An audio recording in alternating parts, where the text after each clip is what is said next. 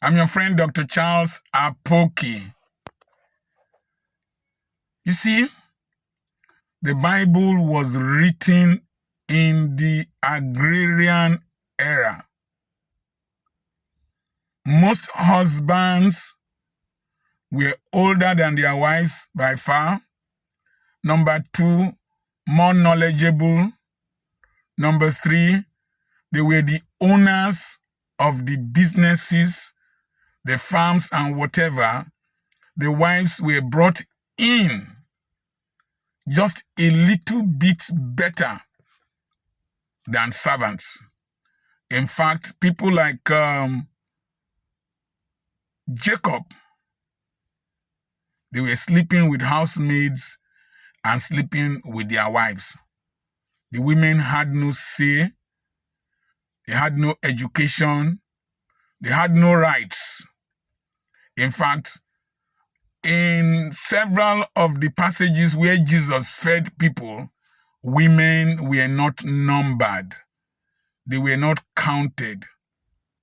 But in this dispensation that we live in, women are educated, women are powerful, women have rights, and women have skills and occupations that might pay more than some husbands. They have managerial capacities more than some husbands.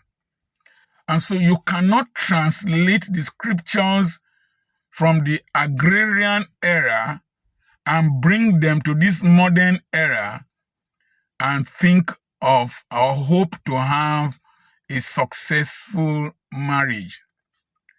Each time I hear my nursery school children sing, "He loves the boys, he loves the girls, he loves the boys, he loves the girls," I will always say, we don't know what we are cultivating. There is this subtle rivalry, competition, and contest and contention that thing is breeding. He loves the boys, he loves the girls, he loves the boys, he loves the girls. Those kind of children, nothing wrong with what they are saying. When they get married, they come into marriage as equals, not as subservient partners in the marriage. And if you are to have peace and growth as a man, recognize that marriage is like a table and it needs to be stable. And for it to be stable, the 2 legs of the husband and the 2 legs of the wife must be developed to the length and the strength that will make that table stable for the next generation to grow. When I realized that, I empowered my wife, empowered my daughter, strengthened them, hardened them. I took my daughter from year 3 or so to write an exam again because she allowed somebody to copy from her. My wife signed a check on a Friday to UBA Aba. The check, they didn't honor it because signature irregular. I just married her and her signature was irregular because she was adding my name. I did not answer her. She had to sign it until she got it because I told her, if I'm not around, you should know how to sign checks. That's years back. Today, she manages big accounts on behalf of the family. I don't go, I don't bother. So I made a video before now. What is the worth of your wife? We cannot prescribe a formula of the agrarian era for this modern era. A lot of doctors, lawyers, engineers married to non-professional men have challenges in their marriages because these men do not actually recognize their intellect, their professionalism, and their status and accord them the respect that is due to them. And so there is this bottled up anger that usually explodes later in life. So, Madam, be worthy of trust. Be worthy of an investment that can be placed on you, like the virtuous woman.